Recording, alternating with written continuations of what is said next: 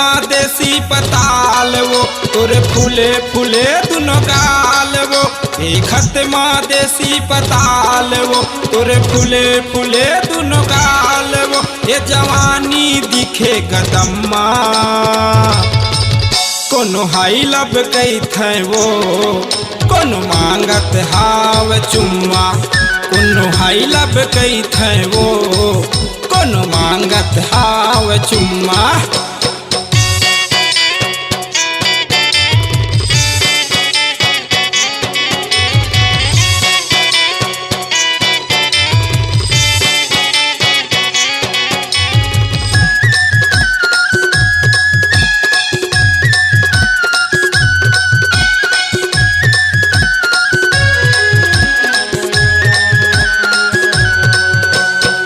धज के तय निकले गली माँ होके तियार वो।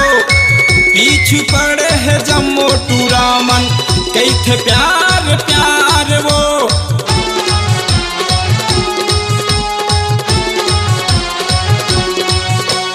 सज धज के तय निकले गली माँ होके तियार वो। पीछू पड़े है जम्मो टूरामन कई थे प्यार प्यार वो। तू घर है कई थे माल वो तोर फूले फूले दुनो गाल वो। तू घर है कई थे माल वो तोर फूले फूले दुनो गाल वो। जवानी दिखे गदम्मा कोनो हाई लब कई थे वो। कोनो मांगत हाव चुम्मा कोनो हाई लब कई थे वो। कोनो मांगत हाव चुम्मा।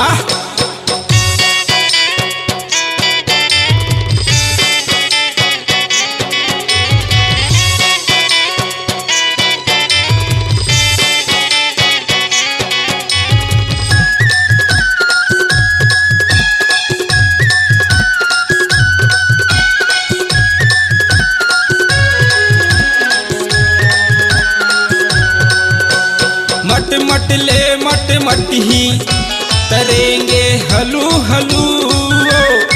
कोनो ला टाटा कहे तय कोनो ला इलू इलू वो।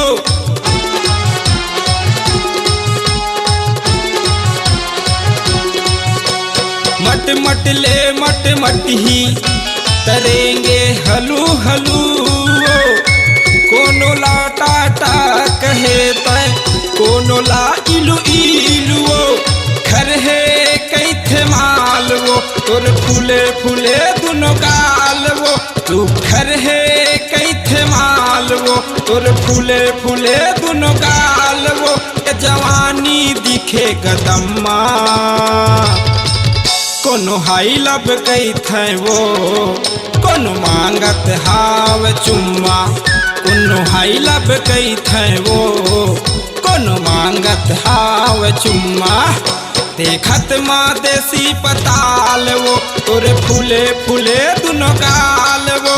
देखत माँ देसी पताल वो तोरे फूले फूले दुनो गाल वो। ये जवानी दिखे गदम्मा कोनो हाई लब कई थे वो। कोनो मांगत हाव चुम्मा कोनो हाई लब कई थे वो। कोनो मांगत हाव चुम्मा कोनो हाई लब कई थे वो। कोनो मांगत हाव चुम्मा कोनो हाई लब कई थे वो। कोनो मांगत हाव चुम्मा। अपनी आवाज को दीजिए एक नया मुकाम। डिजिटल रिकॉर्डिंग की दुनिया का जाना पहचाना नाम स्वरांजलि, जहां गूंजती हैं ध्वनियां अपनी माटी की सौंधी सुगंध के साथ। छत्तीसगढ़ी संगीत के विविध रंग जो पहुंचाते हैं पूरे प्रदेश में डिजिटल रिकॉर्डिंग के संग। स्वरांजलि स्टूडियो नेमीचंद गली नंबर 2 गंजपारा रायपुर।